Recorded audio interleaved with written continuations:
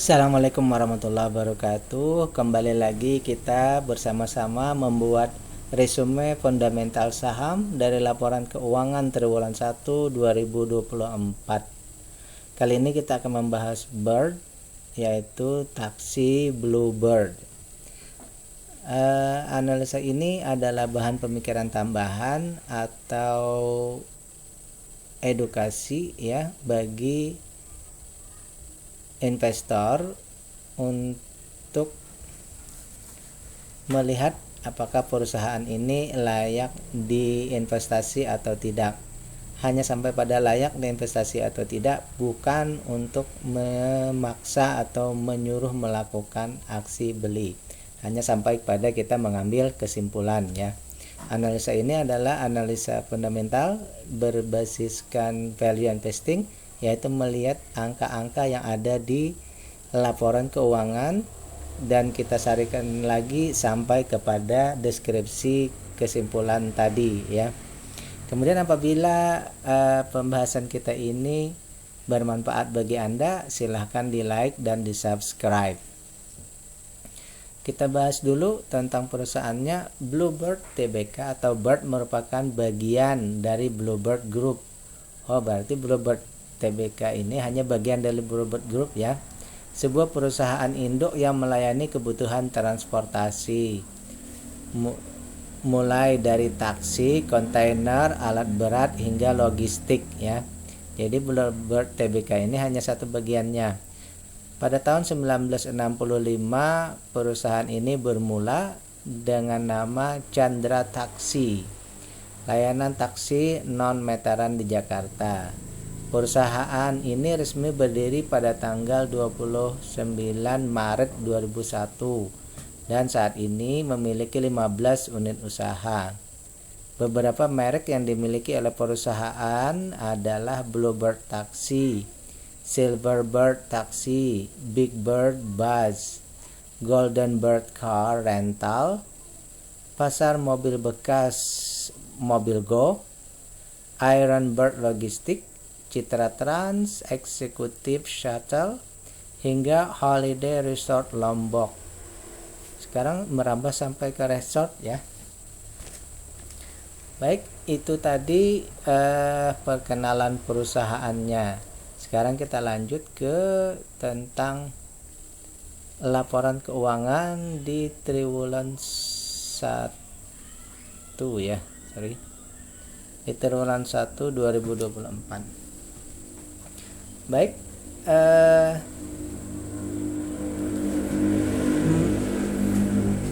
dalam perkembangannya juga yang terbaru itu ya, ada Go Bluebird ya, ada Go Bluebird, yaitu layanan yang tersedia di dalam aplikasi Gojek. Jadi di dalam Gojek itu ada juga Go Bluebird namanya ya.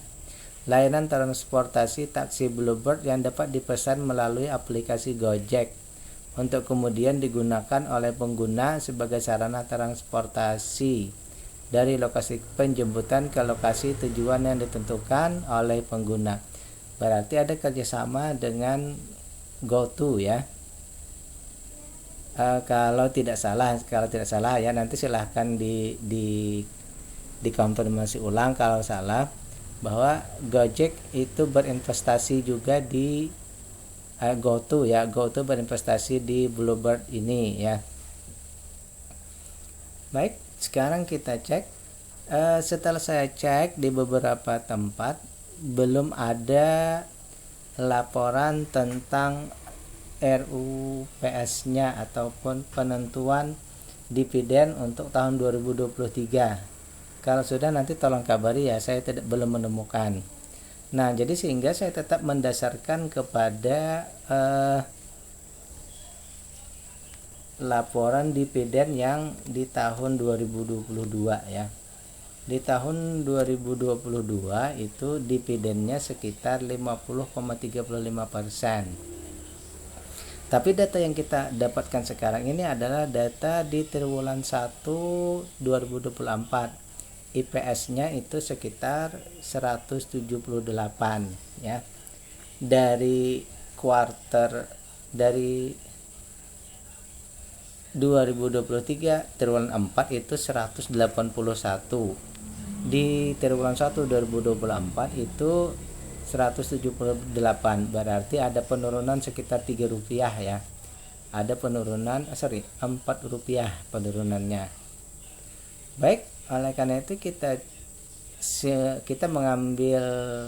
membuat deskripsi dari data-data yang sudah kita dapatkan, bahwa perusahaan ini dari segi nilai bukunya sangat di bawah diskonnya ya, 32%, sehingga perusahaan ini punya ruang untuk berkembang jauh.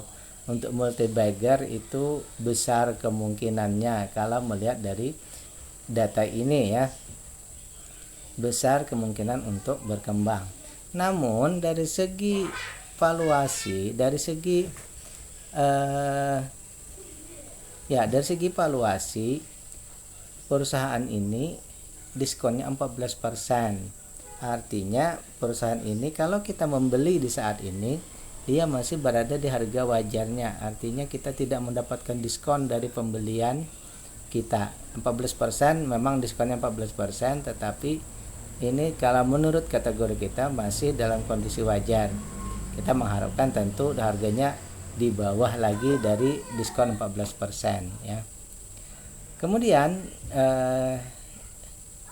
kalau mau lebih pasti lagi tuh, kita tentu saja menunggu berapa dividen di tahun 2023 ini ya, yang akan dibagi di 2024. Kalau mendasarkan pada data kita yang sebelumnya, berarti dividen yieldnya nanti masih di sekitar 5,8%, berarti hampir 6%.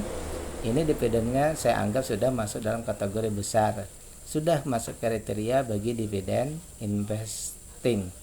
Bagi dividen investing ini sudah masuk kriteria, tetapi dari segi valuasinya mungkin saja harganya bisa masih turun ya. Kemudian bagusnya perusahaan ini ya, dari segi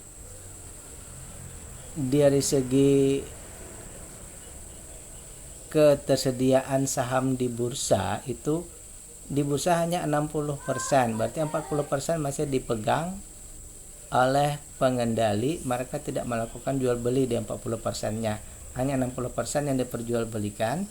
Meskipun pengendali bisa trading, tapi mereka masih tetap menahan posisi mereka ya, menahan kepemilikan mereka, tetap menjadi pengendali ya. Dari sini saya mungkin bersimpulan ya, mungkin mengambil kesimpulan untuk perusahaan taksi ya. Saya mengambil kesimpulan bahwa transportasi ya, saya mengambil kesimpulan bagi Anda yang ingin mengejar dividen itu bisa saja di 5,8%.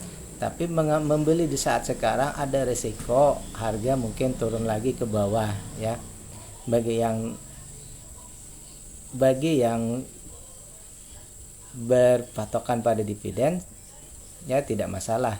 Tapi bagi kita yang tidak terlalu punya adrenalin untuk menahan turbulensi, maka sebaiknya kita menunggu dulu harganya turun sampai mungkin ke murah ya, valuasinya murah, baru kita membeli ya. Oleh karena itu saya secara pribadi saya tentu akan menunggu untuk valuasinya lebih murah ya. Saya menunggu valuasinya membaik. Karena bagi saya pribadi, saya akan membeli saham yang dividennya termasuk kategori besar dan valuasinya murah ya, itu. Nah kemudian bagi kita yang misalnya mau membeli, tentu saja cek lagi kondisi GCG-nya perusahaan ini ya, apakah perusahaan ini berkasus hukum atau tidak, apakah manajemennya bermasalah atau tidak. ya. Ini mesti kita cek, tidak boleh kita lewatkan dalam setiap analisa kita, ya.